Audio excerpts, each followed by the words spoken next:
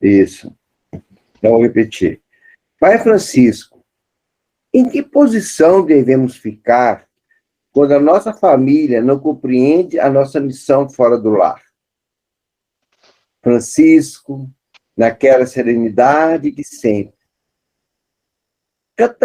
concatenando ideias e buscando no coração as frases mais simples possíveis, respondeu com brandura: Frei Egídio, temos para com a família um dever maior, sendo ela o próximo mais próximo.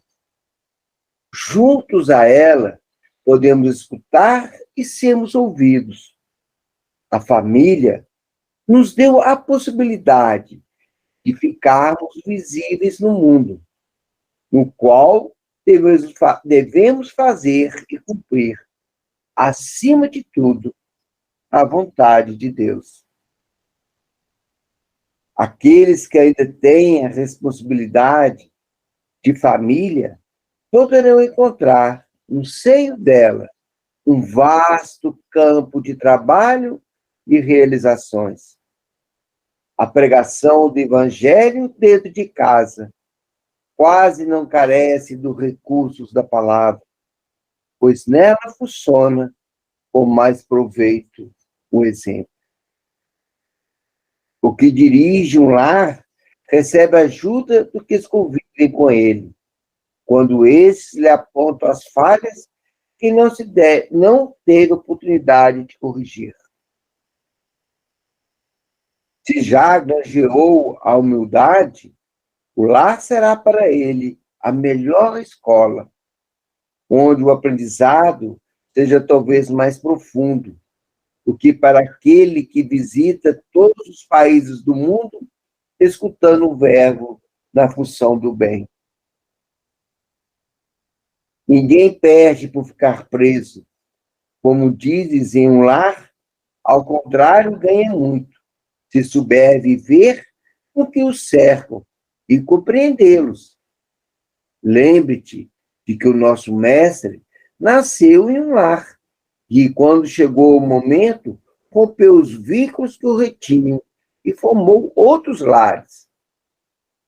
Por não se prender, pois a sua missão era de ser mestre de todas as ovelhas.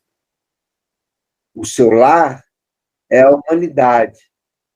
E todos somos, em Deus, nosso Pai, seus irmãos menores.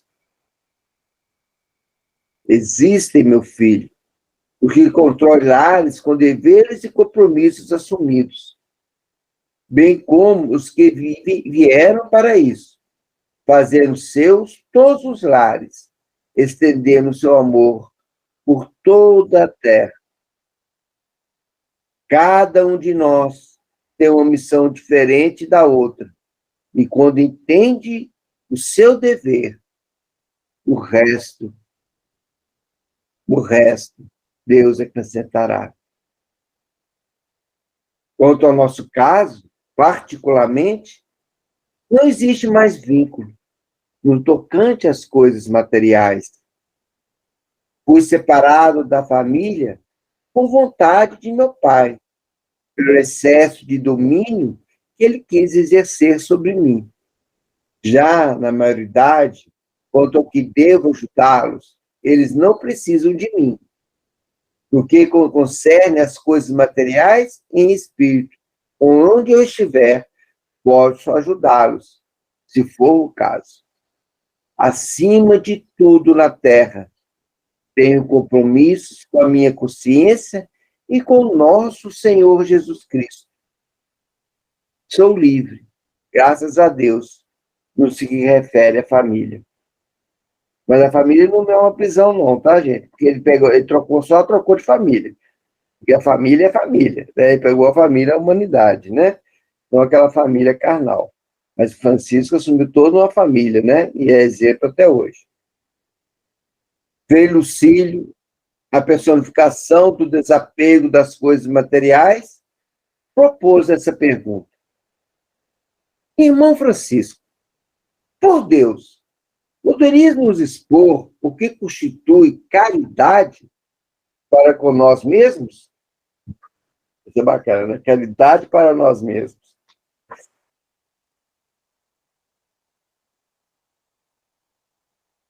O poverelo de Assis, meditativo e manso, respondeu com alegria: esta caridade que dizes é, por excelência, a mais preciosa, não porque desejamos desfrutar desse bem-estar celestial, porém, para assegurar o nosso trabalho com os outros.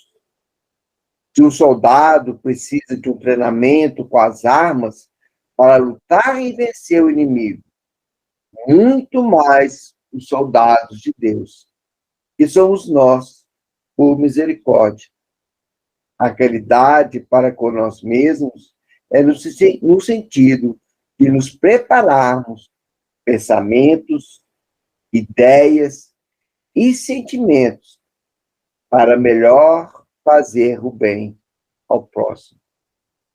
Estamos em regime de urgência, preparando-nos para falar com dignidade, trabalhar com discernimento e ajudar por amor. Preparando-nos para falar com dignidade, trabalhar com discernimento e ajudar por amor. Quem ainda não educou a si mesmo, como poderá trabalhar na educação coletiva? Quem ainda não perdoou, como poderá falar e ensinar o valor do perdão? Quem ainda não se desprendeu dos bens terrenos, como poderá pedir aos outros esse desprendimento? Quem ainda não ama a Deus e a si mesmo, como mostrar às criaturas que o amor é a própria felicidade? Primeiro temos que sentir e vivenciar as coisas que pretendemos ensinar. A caridade para com nós mesmos é nos desejar todo o bem possível, sem egoísmo, contrariando certos instintos inferiores, através de uma disciplina ativa e constante. A caridade, nascida no coração da criatura, é fruto do esforço próprio, para que depois surjam as bênçãos de Deus e de Cristo. Toda subida exige esforço. Todo esforço carece de inteligência. E toda inteligência somente encontra proveito quando norteada pelo coração, ligado às leis naturais. Frei Arlindo, o padrão da alegria, deu sinal que desejava falar e disse na mesma sequência do seu companheiro: desejaria saber, Pai Francisco, acerca da caridade para com os outros. Francisco de Assis, sem demonstrar cansaço, estampou em sua feição certo contentamento e expôs com paciência. A caridade para com os outros é fruto de longas experiências, porque a caridade verdadeira é filha do amor. Não exige para não perder a alegria, não ofende para não perder a paz, não violenta para não perder o equilíbrio, não é maledicente para não frustrar a bondade, não arde em ciúmes para não aborrecer a ninguém, não duvida das coisas de Deus para não esquecer a esperança, cumpre o seu dever no que foi chamada para não se submeter ao tribunal da consciência. A caridade para com os outros começa nos respeito aos direitos alheios, ajudando a todas as criaturas, onde quer que seja, dentro das nossas forças. E ela nunca reclama, nunca maldiz e nunca não se revolta. Tem que aprender tanto, gente. E ela nunca se reclama, nunca maldiz e nunca se revolta. Nunca deseja mal, nunca pede para si, nunca injuria e nunca se entristece.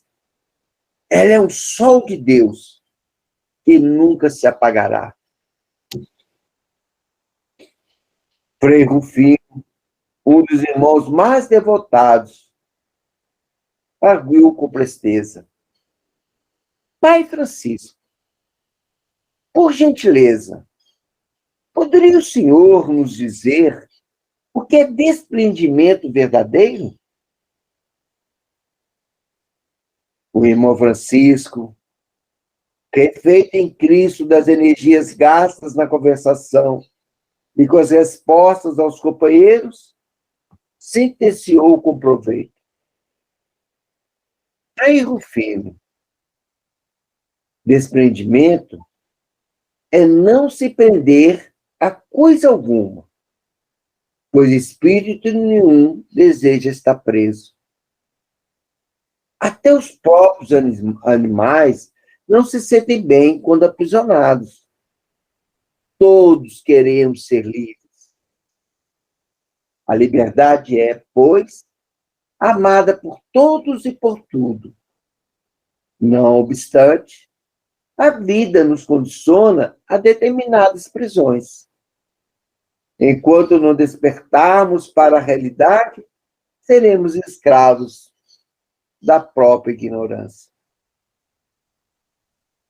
O Cristo chamou um punhado de homens para segui-lo, mas desejou que eles fossem livres, que se libertassem das peias terrenas, porque ele mesmo disse com propriedade: onde está o teu tesouro, está o teu coração. Desprendimento não é jogar fora os bens terrenos, dele dispondo, sem consciência do que se está fazendo. Pois quem assim procede, confunde desleixo com desprendimento. Haverá de sobressair em nós o bom senso. Existem várias modalidades de desprendimento, dependendo aí de quem está se despendendo.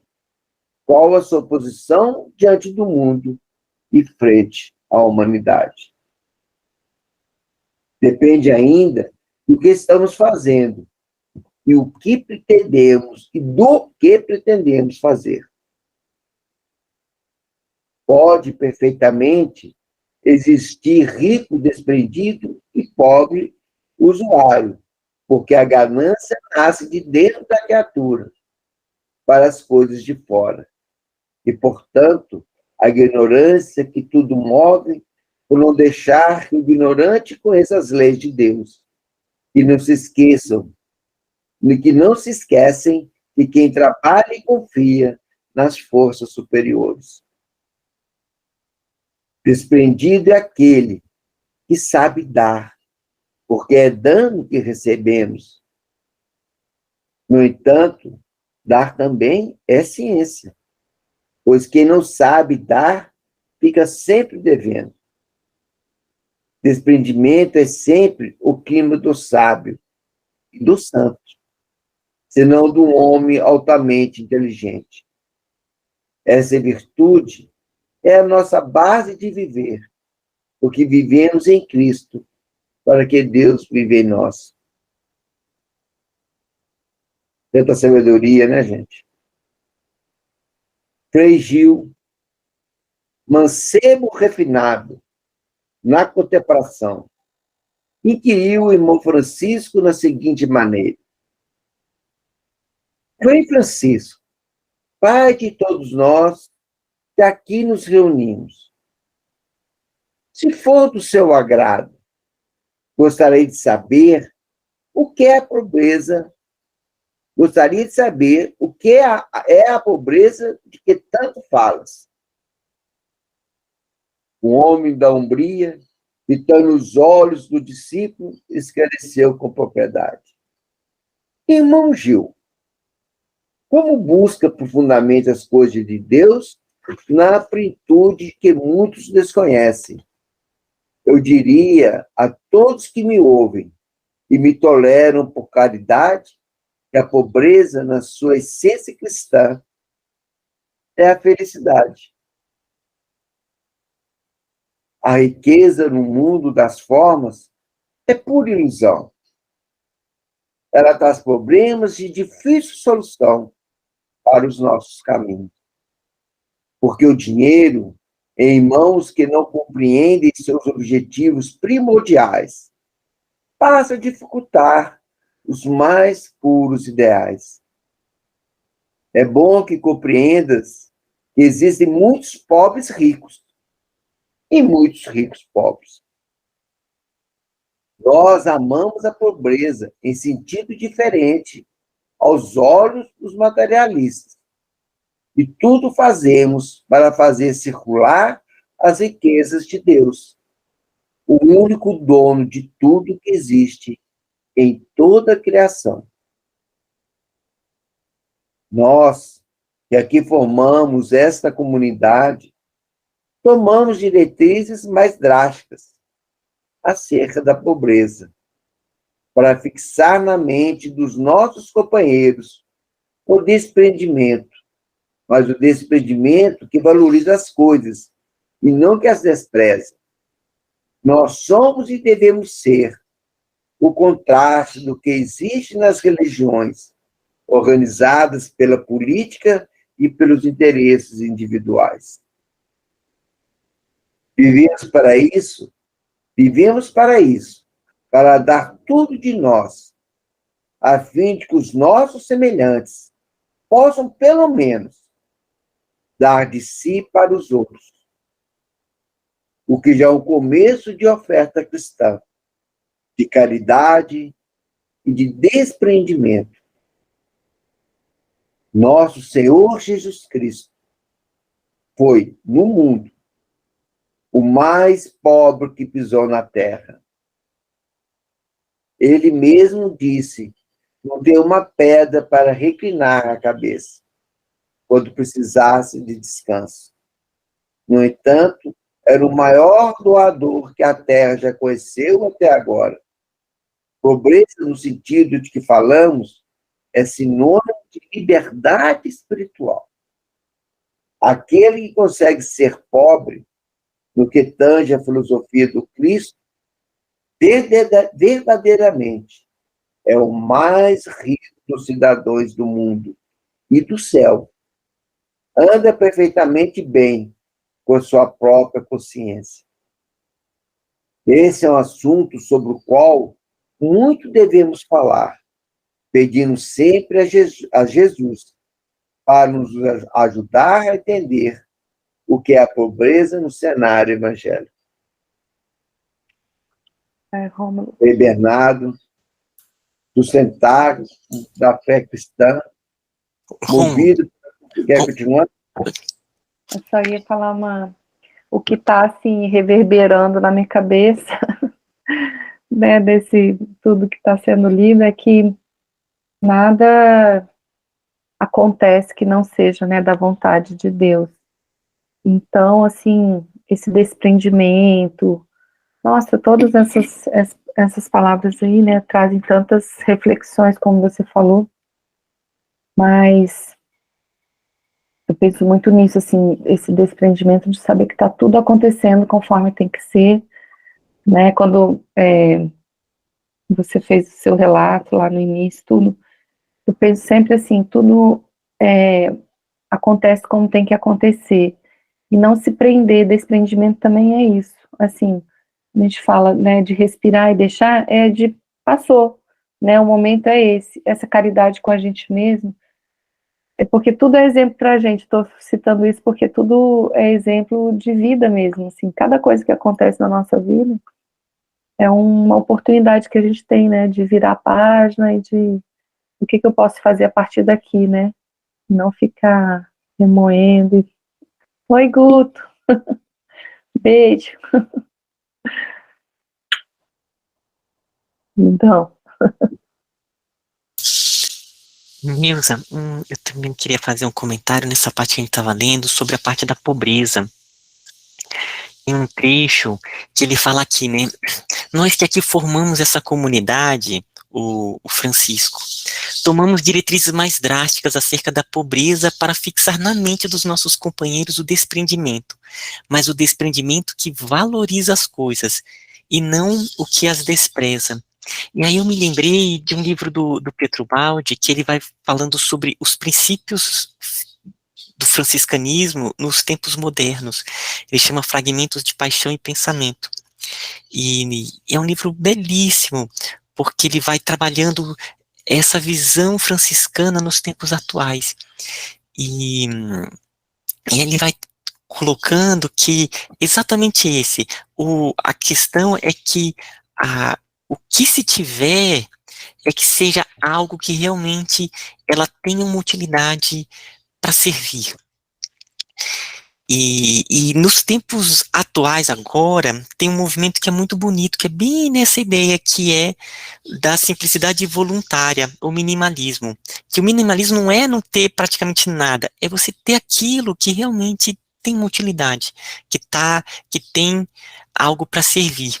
E eu estou tentando, até antes do carnaval, fechar muitos ciclos que estão abertos, muitas coisas que estão abertas. Uma dessas é fazer várias limpezas aqui em casa, sabe? E eu tenho feito isso. Então, tem armários que eu tenho aberto e tenho dado vazão em muitas coisas. Coisas que dão para ir para o bazar, né? Então, eu tenho dado para um bazar, outras coisas que dá para direção. Enfim, gente, é uma sensação tão boa, quando se vai realmente olhando depois aquilo organizado, o que tiver, tem ali uma determinada utilidade. O que não está sendo, dá um encaminhamento para ela que seja o melhor possível dentro da situação em que está. É algo em que você valoriza o que tem. Porque o momento que você valoriza você tem aquilo que pode ser de alguma forma útil, e o que não, que pode ser útil para outra pessoa, é um ato de coletividade, de unidade, né? Deixar fluir e ele ser utilizado para algo que realmente seja a sua finalidade.